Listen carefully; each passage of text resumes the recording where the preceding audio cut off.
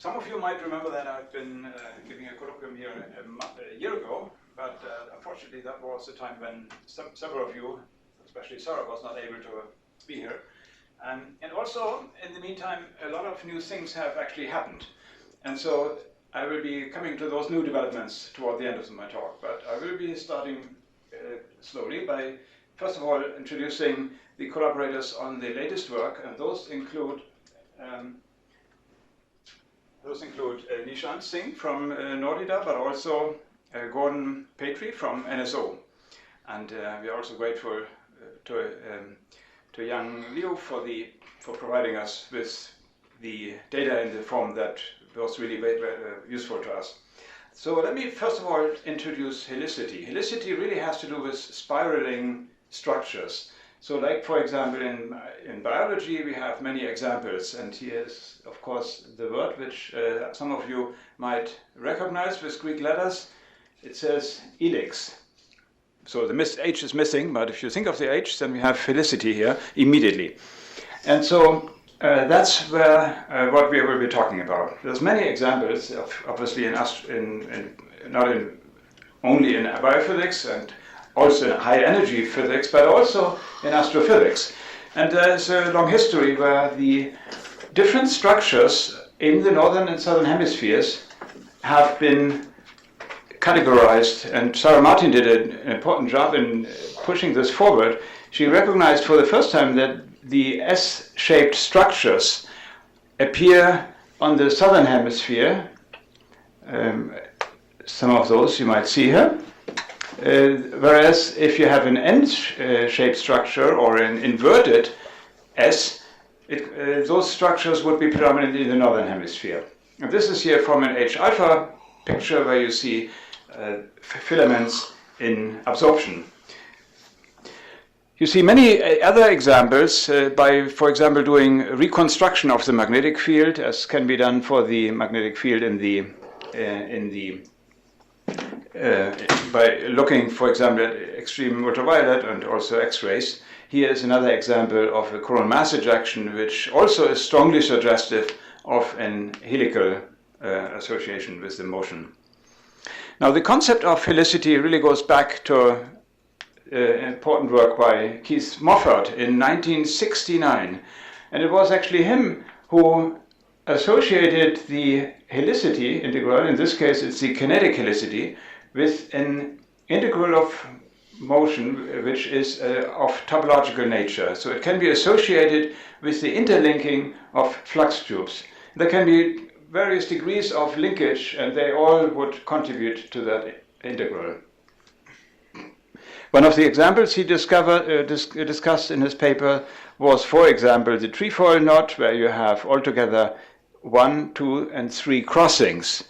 And in that case, the helicity is given by 3 times the flux of each of these tubes. So flux in the case of kinetic helicity means essentially the circulation, whereas in the magnetic context, it's the magnetic flux integral through a cross section. And so he was also the one who coined the term helicity, because that really didn't exist in fluid dynamics at that time. What did exist was the term-handedness of helicity in high energy physics. But it was really him in '69 who coined the term in connection with fluid dynamics. Now, to understand the details of this, what we are really after is a volume integral of a quantity A dot B, where B is a magnetic field and A is its vector potential. And this integral can be split into 2 components. One of them is a line integral along the vector potential, A, and another one is the surface integral across the tube. So if you consider the volume phi1 or V1, this corresponds to this tube here, then the cross-section over which we calculate this integral is this one, whereas the line integral would be this one. And interestingly, this line integral can be transformed into a surface integral over the entire surface that is covered by this line. And that is the surface that interacts or has a finite magnetic field, and this looks like or is in fact the flux integral, has a contribution only from this inner ring. And so it is in this sense clear then that the non-vanishing of helicity must have something to do with the linkage of these two structures. Moreover, the quantity, the value of this is given by the product of these two fluxes. One was this and the other one was that. So it's the product of these two fluxes, and the number in front of this can be plus or minus times the linkage, which essentially is number times the crossings between these two different structures.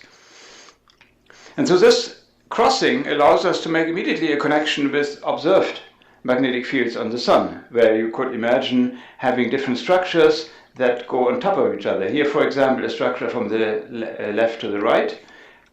This could either be an absorption or it could be an emission, and that would not make a difference to that integral.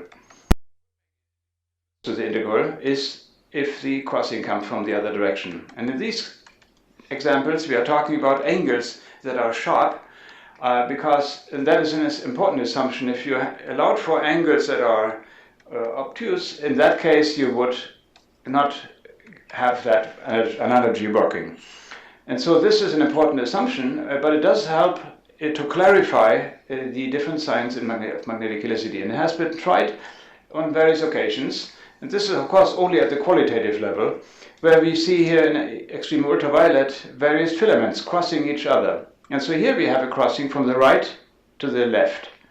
And that corresponds to case 3 in this case, where the covering structure is an absorption.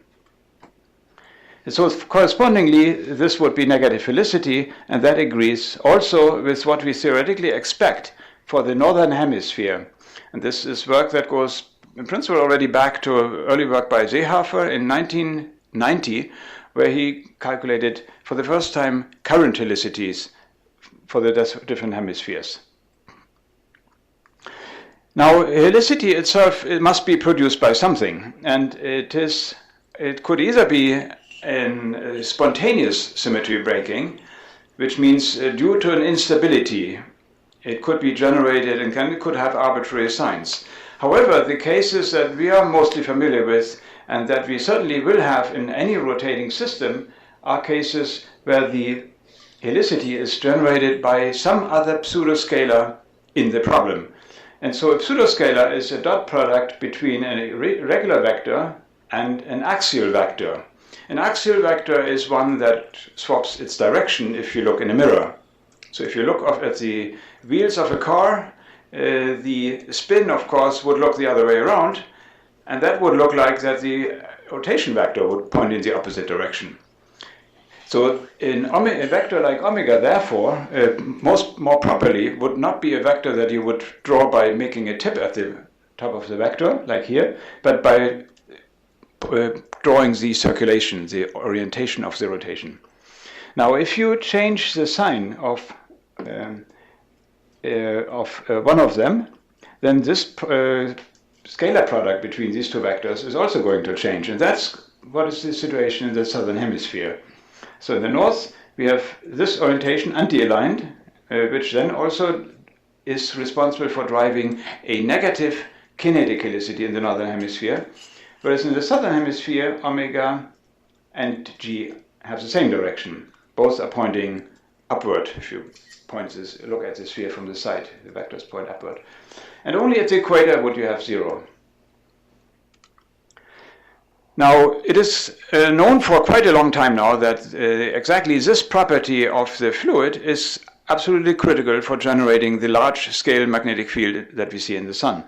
And so the alpha effect is what can be identified in this early work of Steenbeck, Krause, Redler as this term, which is a term which is aligned with the direction of the mean magnetic field. And it is, so that's what we call the electromotive force, and it has a component which is proportional to a pseudoscalar. So here we see the logarithmic derivative of the density and the velocity, which has to do with gravity, but we also see the angular velocity, which you see here. So that's what is producing the alpha effect in one way or the other, ultimately. Now, there's an additional concept, and that will be even more important to us, and that's the magnetic helicity. Magnetic helicity has been identified also for quite some time, since the mid-70s, and it has been identified by Pouquet, Frisch, and Leroy as an additional effect to the alpha effect that could be responsible for quenching the kinetic alpha effect. So here you have the kinetic alpha effect, and if you have magnetic helicity being produced by, for example, the dynamo itself, it would modify the alpha effect. Now, all these things are important for our understanding of how the dynamo really works in the sun. There's more observations that show, for example, that the amplitude of magnetic, in this case it's not magnetic helicity, but this one is actually magnetic helicity, but this one is current helicity. Here you see the amplitude of magnetic helicity changes with the cycle. It shows an 11-year variation, and it has opposite sign in north and south. Again, it's positive in the south and negative in the north. Here's north. Also, if you integrate the helicity over an entire cycle, the typical values of magnetic helicity end up to be on the order of 10 to the 46 Maxwell squared per an entire 11-year cycle. So these are essential background information that we have been familiar with for quite some time now, for the last 15 years at least. Now, if you look at the number of papers that have been published in solar physics that mention magnetic helicity, then that's the number that is sharply rising since approximately the year 2000. And that's quite remarkable. In fact, not only in solar physics, but even in general, papers having to do with magnetic helicity have been strongly rising just since about 2000. Why is that? I myself was at a meeting back then, and that was held here at HAO. It was organized by Don Canfield and his collaborators in anticipation of this very important development of magnetic helicity being an important ingredient in understanding how the sun works. And so this book was published in 1999, and that was about the time when we really began to see this very sharp rise in the number of papers in that field. So magnetic helicity has usually been studied in order to characterize the topological properties, the amount of linkage of the magnetic field. And it's not just that it is fun as such, but it has actually also have to do with the likelihood of launching a coronal mass ejection. The more helicity you have in a local area, the more likely it is that a coronal mass ejection might go off. And so in connection with space weather predictions, that clearly plays an important role. Here is the example of active region 11158, which has been studied to quite some extent. Let me move maybe a little bit over here, where you see this was an example of a very strong active region, which was quite elongated in longitude, but also had quite some extent in latitude as well. And you see that there are perhaps two different signs which has been measured here by looking locally at what would be under the integral, the so-called gauge invariant magnetic helicity. So there's already from these different observations indications that measuring magnetic helicity is not a trivial business, and it must be the result of significant cancellation between different components on the same hemisphere. Here we see the time evolution of the magnetic helicity, and it is negative, and I should be looking more closely here. Sorry, it's positive, and that is indeed in agreement with what we theoretically expect, as I explained earlier. Both kinetic helicity are positive in the south and negative in the north. And so for this particular active region, we actually do see, based on those observations by Ying at the time, and there were many other people. This was a very famous active region which has been studied by many other people. Here's another active region which has also been studied subsequently, and it was an even more impressive one in the sense that it produced a lot of flare activity, but also had a lot of total helicity, which was rather strong. This was also an active region which was in the south.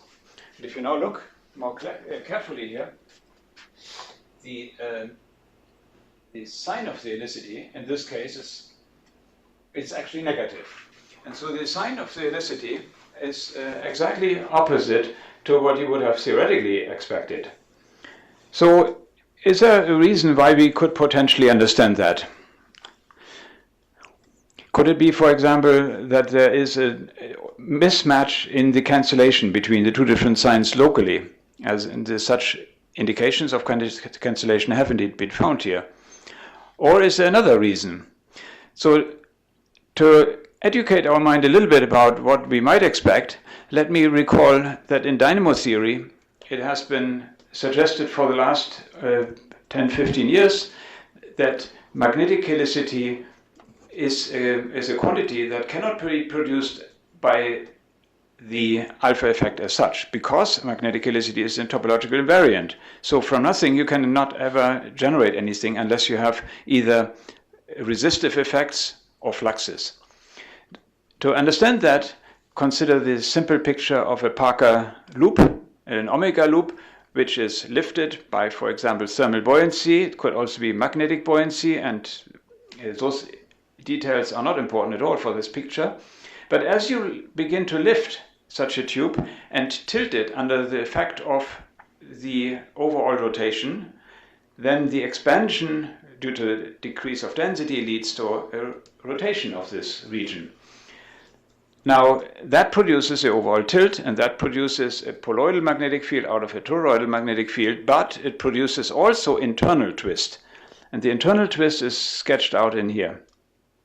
So if you want to twist the magnetic field in one direction, then internally these tubes must counteract this as best as they can in such a way that the integral of helicity would indeed be constant. And that can be demonstrated also quantitatively by calculating numerically the evolution of such a tube and looking at, in particular, the spectrum of helicity.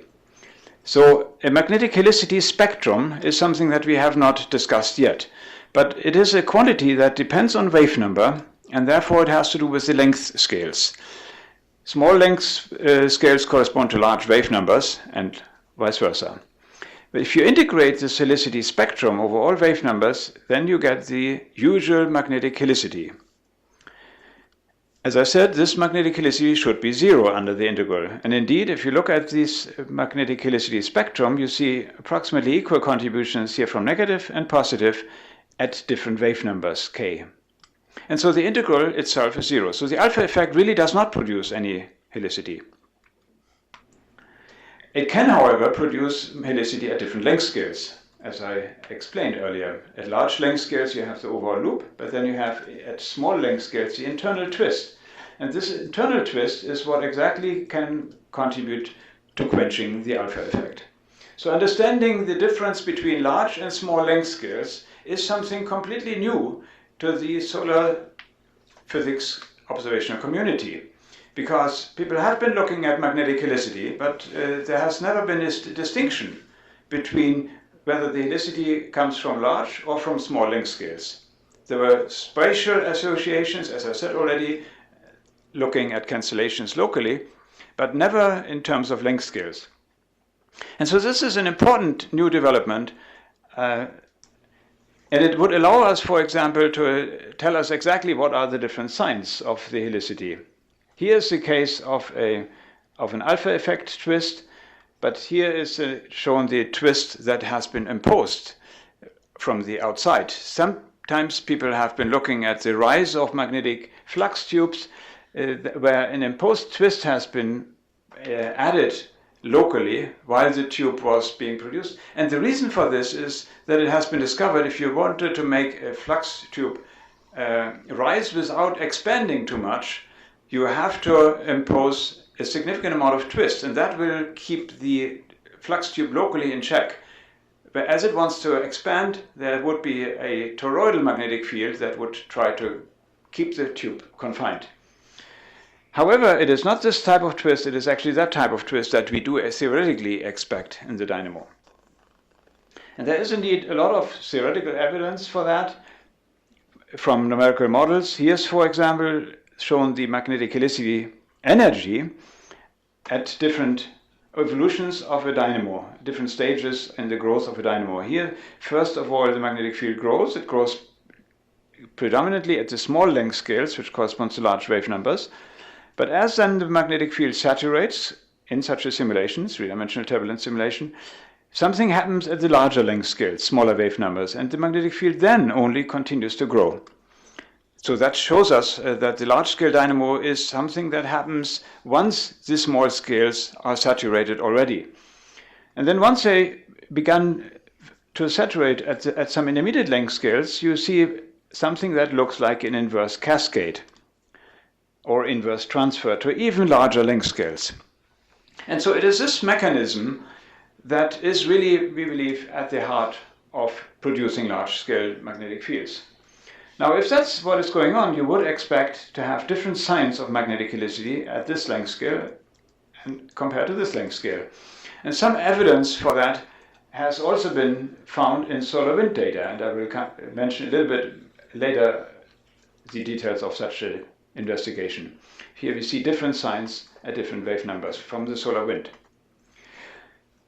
So the way how you can calculate magnetic helicity in the solar wind is, of course, a bit tricky, but compared to solar observations, you have the advantage of being in situ in the plasma. So you have pretty accurate evidence of all the three components of the magnetic field, but typically only at one position, namely the position of the spacecraft. So what can you do with that?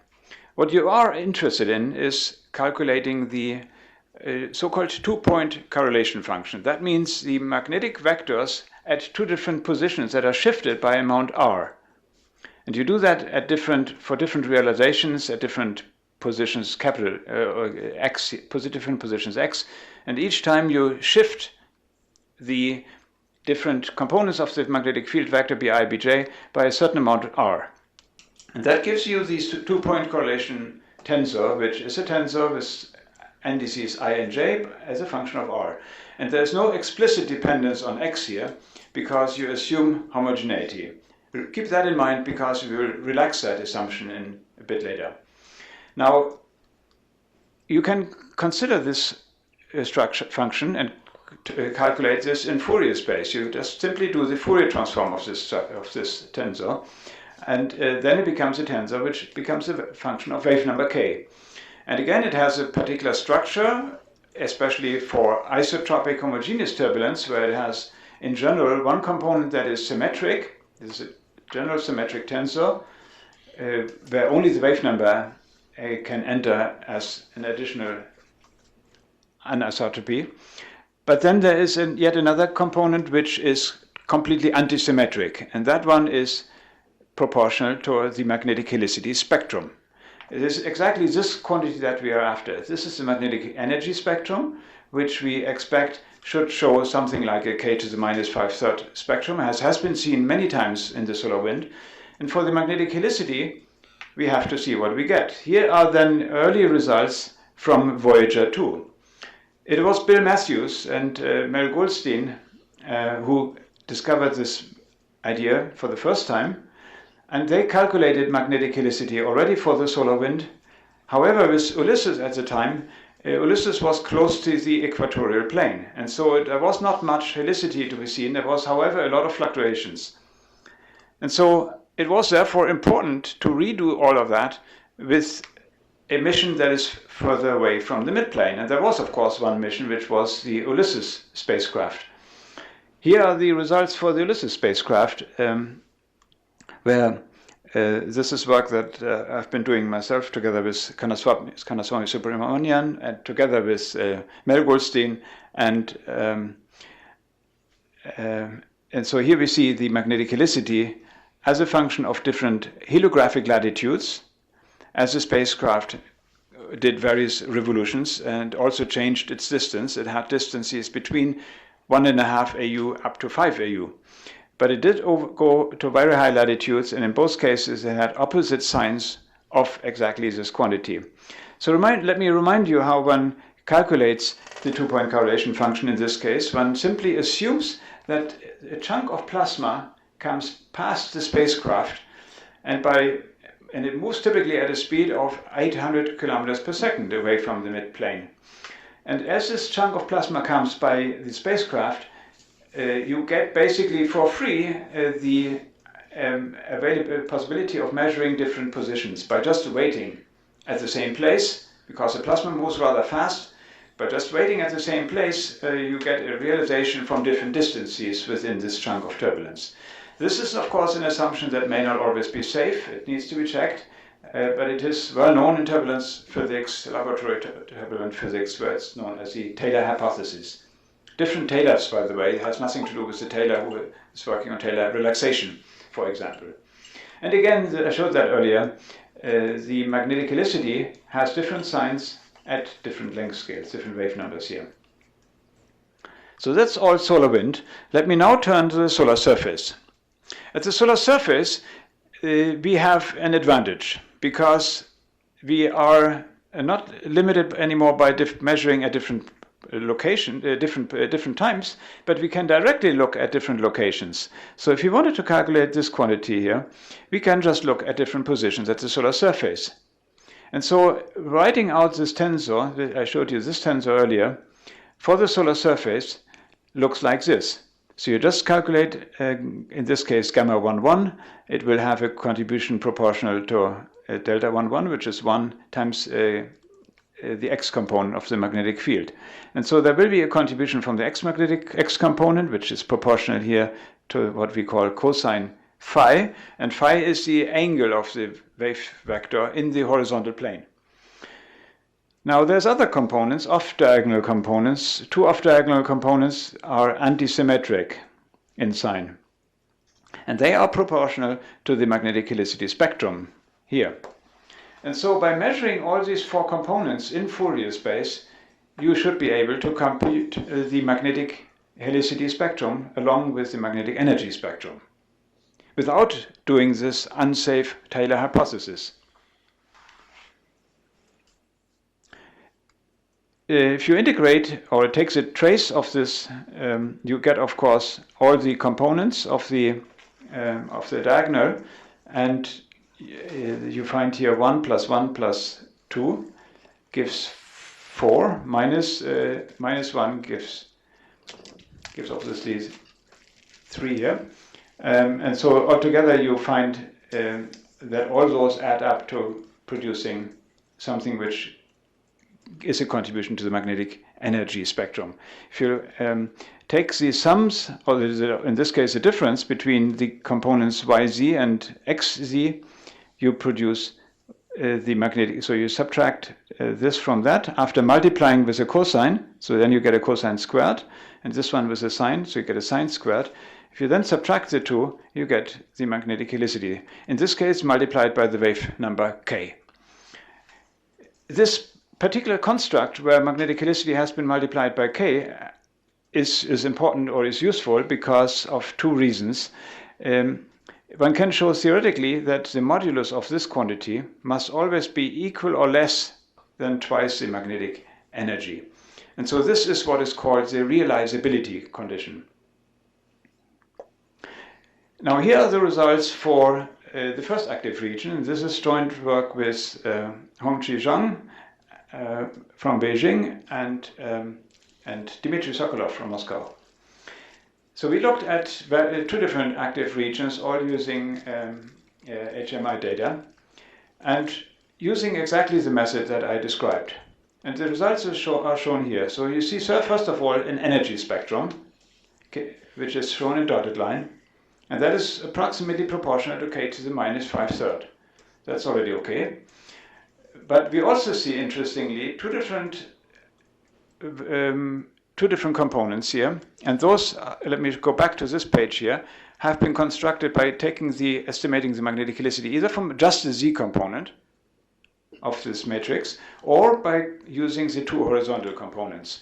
And from an observational point of view, that's quite important, this difference, because the determination of vertical magnetic field vectors is much more safe using Stokes V than the horizontal components. First of all, you have the pi ambiguity for the horizontal magnetic field vectors, but secondly, the inversion is sufficiently more complicated so that you pick up much more errors in getting the final result. But what we do see here is that both give approximately the same spectrum, at least at intermediate wave numbers. If you compare them to large wave numbers, which is on the order of approximately corresponds to wavelengths on the order of 1 megameter, you begin to see already departures, significant departures. We, of course, don't know whether these departures are just instrumental, as they might well be, or whether they're even theoretical. This has not been determined yet. There is, in principle, the possibility that the magnetic field could be locally sufficiently anisotropic. In order to find that out, one should, of course, look at numerical simulations that have not been doing this kind of analysis yet, as far as I'm aware of. Or, of course, we wait until we have the decast observations and have really access to excellent polarimetric possibilities at even smaller length scales. But again, we see the positive sign of magnetic helicity for this active region, which was in the south. And there's potentially even a change of sign, but this is very weak. The amplitude is also going down. But now let us look at the other active region. And let me remind you, this was the active region 11515, for which we saw already the wrong sign of magnetic helicity. Now, looking again at the spectrum, we see a somewhat different picture. Again, this is also a region on the southern hemisphere. We do see positive magnetic helicity at intermediate wave numbers, just as in this previous case here.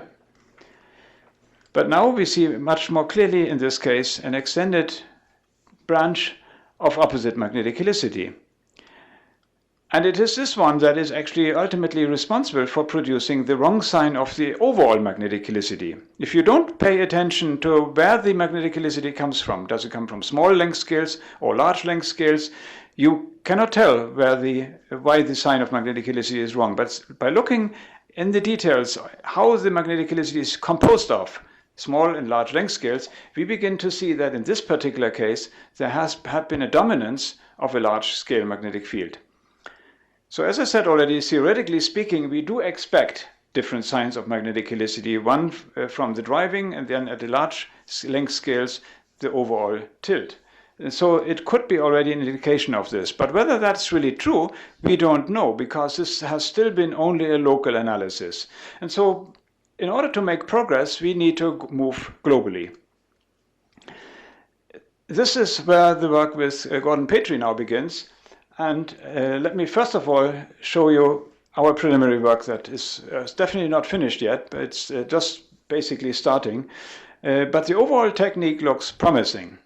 So here is the overall data that we looked at. What that is a composition of three synoptic charts, one from here to there, 360 degrees, another 360 degrees, and another 360 degrees. So longitude is now has been significantly extended to overall 6 pi. Here we see latitude, and here we see BR, B theta, and B phi in a grayscale map. And of course, the overall resolution is much bigger than what can possibly be shown here. The resolution here has already been downsampled to 0.1 degrees, which turns out to be sufficient. Time, let me remind you, goes the other way around from here to there. So May, for example, would be over here, whereas February 2015 would be on this end, or in March approximately here. To see a little bit better the overall resolution, let me point out one particular active region at a longitude of 400. There must have been approximately maybe this one here. So we see that all these three components show clearly non-vanishing magnetic fields in that area.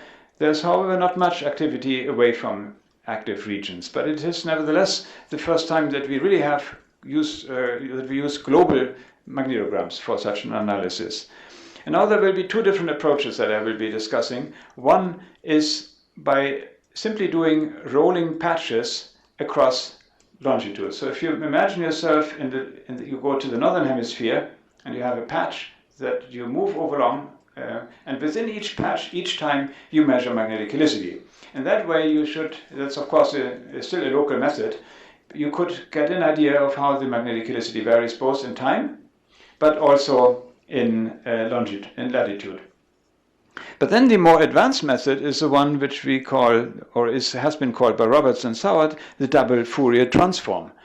It is something that maybe has not been seen much outside the mean field dynamo community, perhaps. The mean field dynamo community is very much aware of this approach. It is an approach that is being used in order to calculate turbulent transport coefficients. So what you're after is integrating over the spectrum, but without losing the child out of the bathtub by integrating over north and south, because in north and south we have different signs of magnetic helicity.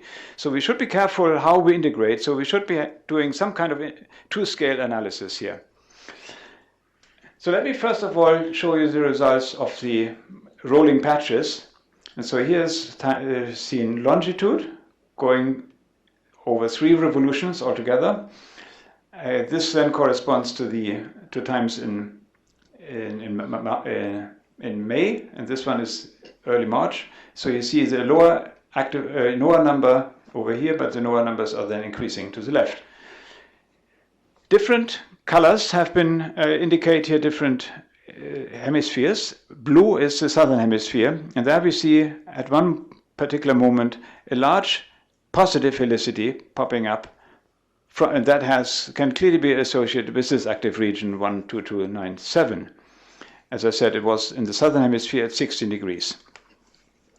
There was not much activity later in March and April, but there were a few very tiny ones. And again, once you have a negative, in this case, it says probably S here. I'm not sure if that's right, but here it also says S, and that is blue, and that is positive here. That's correct, as expected. It's, however, very weak. We also had patches that were in the equatorial ring, and there was one spike that popped up in the equatorial ring. It had a width of ±7 degrees latitude. And so at this time we saw a clear signal from one active region, and it has a positive sign, and it was at slightly positive latitude. Now, for most of the other active regions, we do have the expected signs. Here, again, examples from the northern hemisphere where we expect a negative sign. So let me now explain the double Fourier transform technique. And that is completely new to the solar community here, although it has been used in theoretical calculations of dynamos. So what that is, let me remind you first of all of the usual two-point correlation function that I did already show earlier in connection with the Ulysses data. So this is a function that is only dependent on the shift. I called it R previously, now I will call it X. In this case it's in general, of course, a vector. And this can be calculated around different points capital X. And I simply ignored the dependence on capital X, but in principle you could relax that and can focus on particular regions and therefore allow this matrix to be also capital X dependent.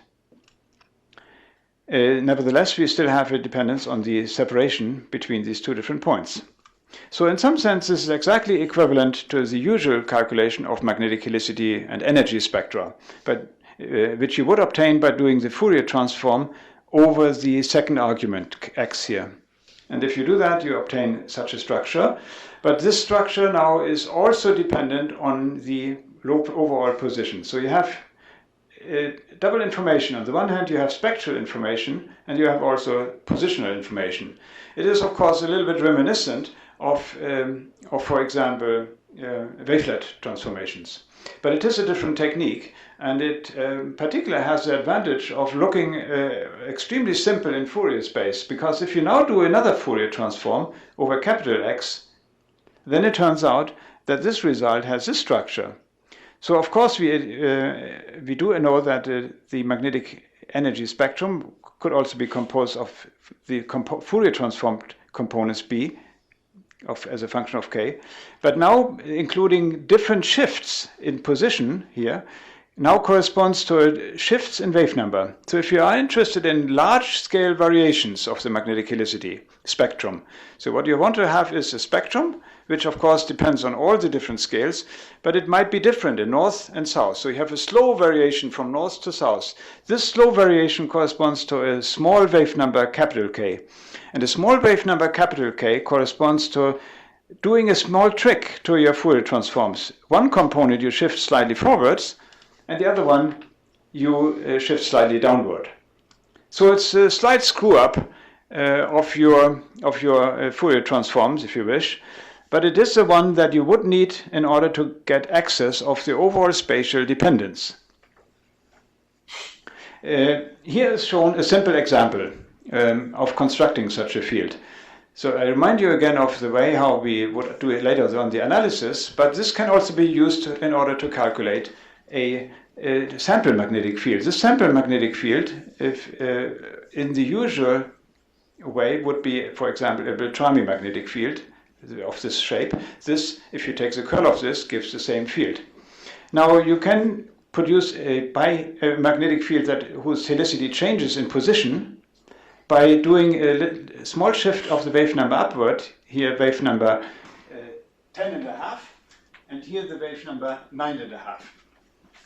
And this produces a magnetic field where of course you see immediately a phase shift between these two different components.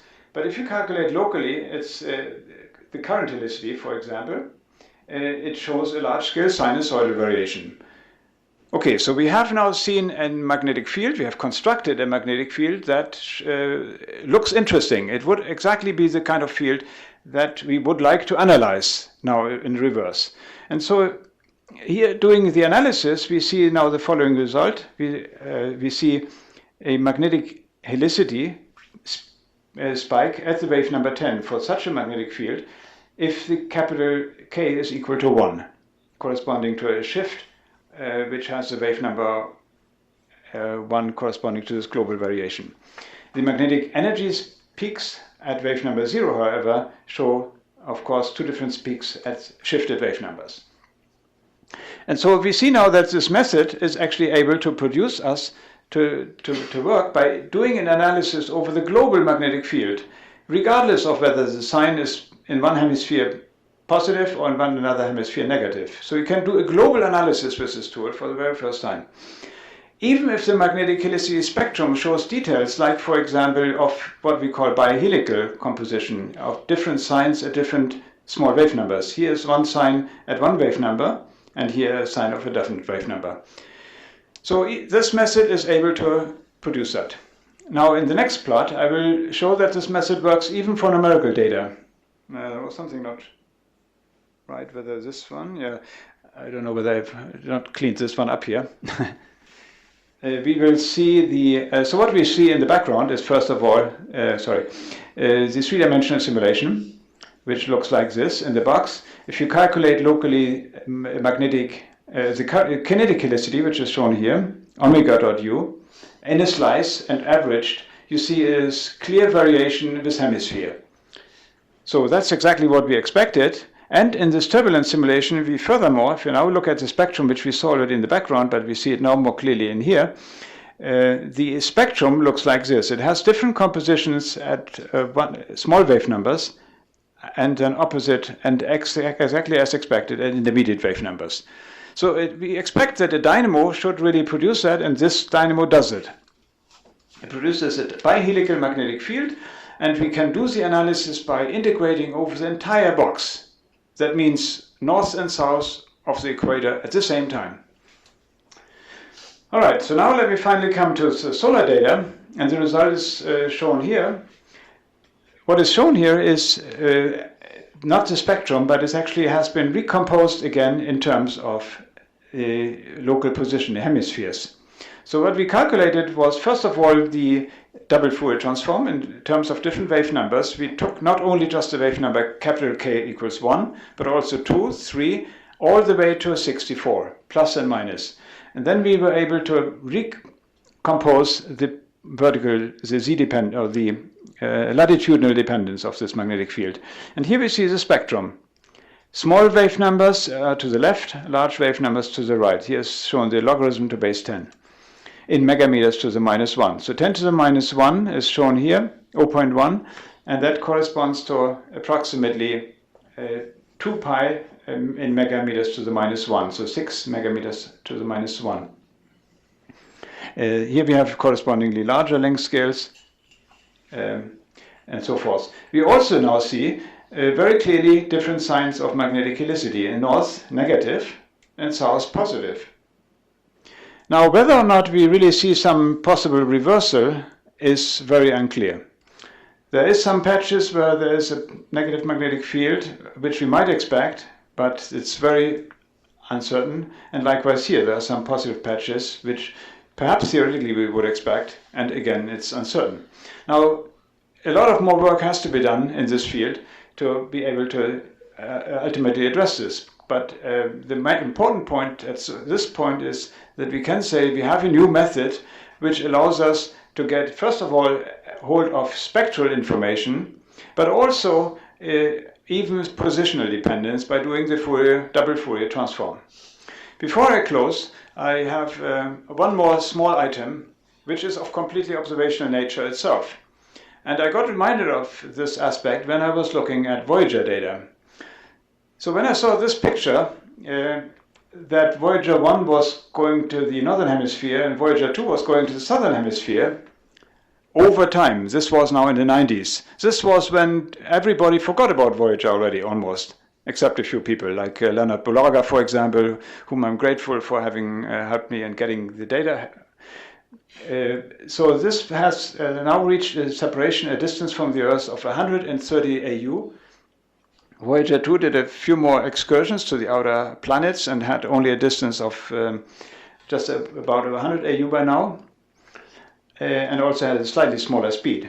But it is in different latitudes. And so it's potentially extremely interesting if the magnetic field data are good enough.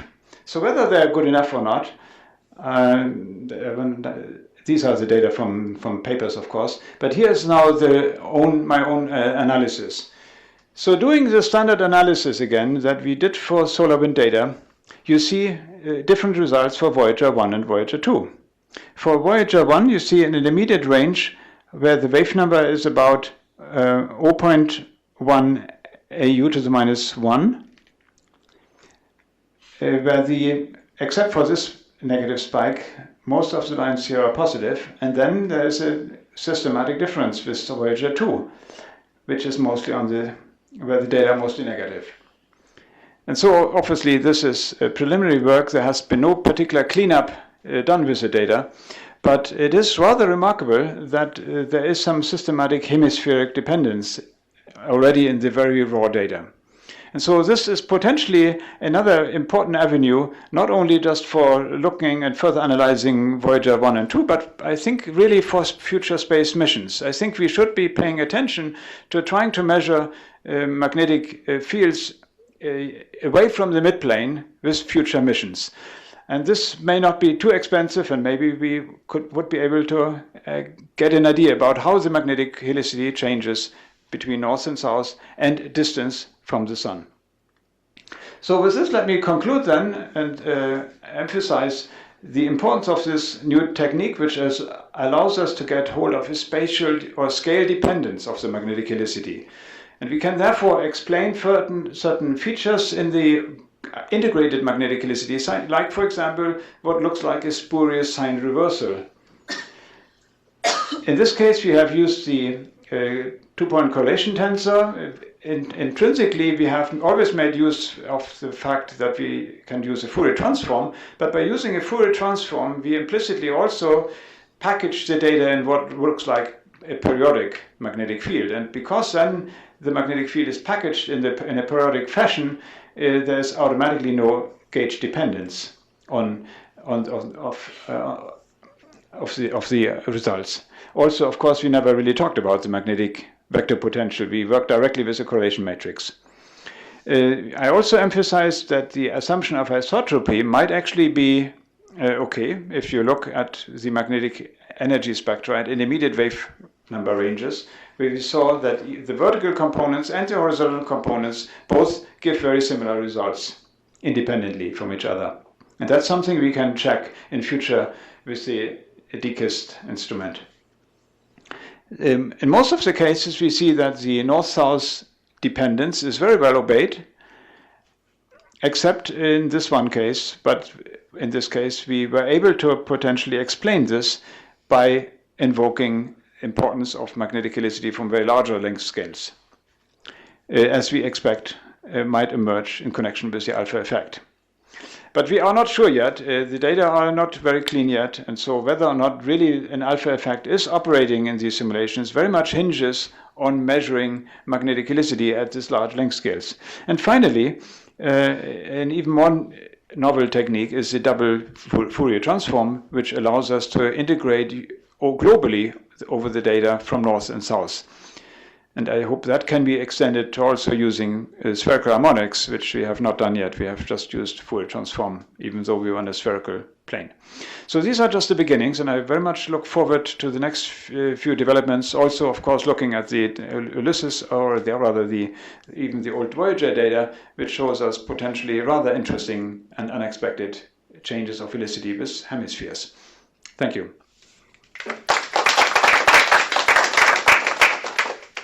Thank you. Do we have questions?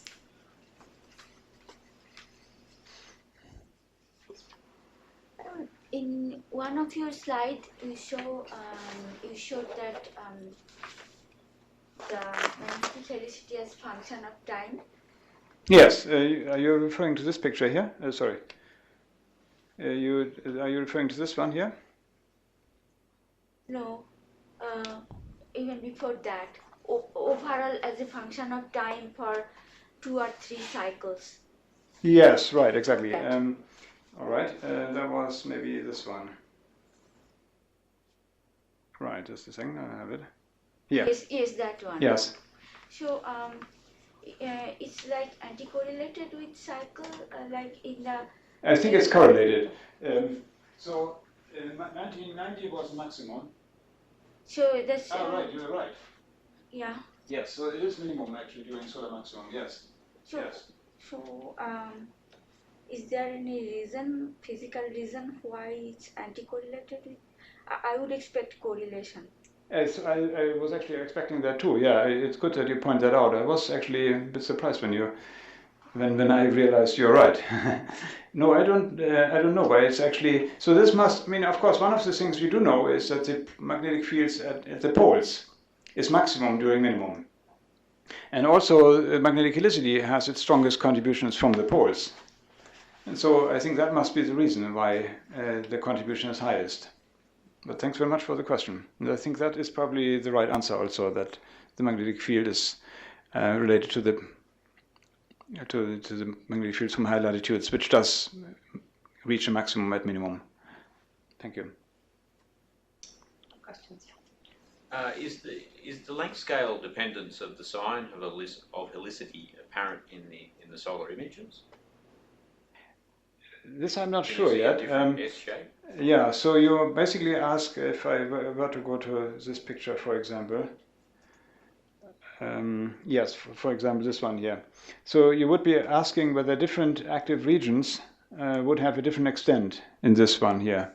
Well, I meant in the H alpha images and in the also in the EUV images where you can apparently infer that current helicity, at least from the this one, yeah. S or universal or other things. The sigmoidal things you showed in the very first slide. Sigmoidal field. Which one did I show you? This one? That one, for example. No, but earlier. also there was filaments. Mm-hmm. Yeah. So I mean, whether or not, but you did ask about the spectral information, right? The spectral. Well, you've got a different sign of your helicity on the large scale and the small scale. Right. Can you see small-scale structures that have got. So I mass would in one think direction. the small-scale structures are exactly what is being sketched in here. No, maybe this one is dead here. So you see the internal twist, Right. and of course overall tilt, which is maybe is indicated by this one here, by these arrows. So this is what we associate pictorially with the different composition of large and small length scales. And we saw that similar picture in here, of course, when I showed the Fourier transform of the data. Was that not here? Ah, right. Comes just a moment. Yes, here. So here we see then the overall external tilt. Maybe it's actually even the next picture, this one, where we see the overall external tilt and the internal, which clearly correspond to different signs of magnetic helicity. So you only see here the overall tilt, but you don't see the internal twist so easily, because that is rather small and can only be seen by tracing individual field lines, which I have not done, unfortunately, in this picture. So just to clarify that, so the large, what you would call the large scale here is what you're calling the tilt. Yes, yes. And the large scale is when we talk about the south having the negative in the north and the positive in the south. That would be the large scale? No, that would be what I would call small scale. And indeed, many people get upset by that, because small scale, in that sense, means smaller than the large scale. Now, the large scale field is clearly the one which is associated with the 11-year cycle. And so that would be something that would still survive after toroidal averaging. So if you took the magnetic field of the sun and you see a lot of interesting, beautiful structures associated with individual active regions, and then you were to average over that, you would lose all these nice structures. And if you are left with anything, then you would see the large-scale magnetic field. And so if you do that, you clearly understand that the small-scale field, this beautiful, rather large structures, of course, would actually be the smaller scale compared to the large-scale dynamo. And those are structures which typically have a dimension of approximately 30 megameters. So 30 megameters from an observational point of view is large, but it is small compared to the cyclic dynamo, because that would vanish after averaging for most of the part. Questions? So I would encourage, actually, looking at Matthias, looking at observational data, like, for example, to calculate, remember this one here, this picture here, where we see different signs, different amplitudes from vertical and horizontal magnetic fields. Now, is that something that is just observational, or is that even theoretically expected? And so I would really encourage even numerical calculations to use this type of analysis. It's rather straightforward. I'm happy to talk more about that. So then we would be knowing, even before DKIST, whether or not this is something that might be different, might actually persist even with DKIST, this anisotropy at smaller length scales, or whether it is really just observational, whether we have not accurate enough inversion, reconstruction of the horizontal magnetic field, as one might well expect. Okay. There's nothing else. Let's thank Thank you.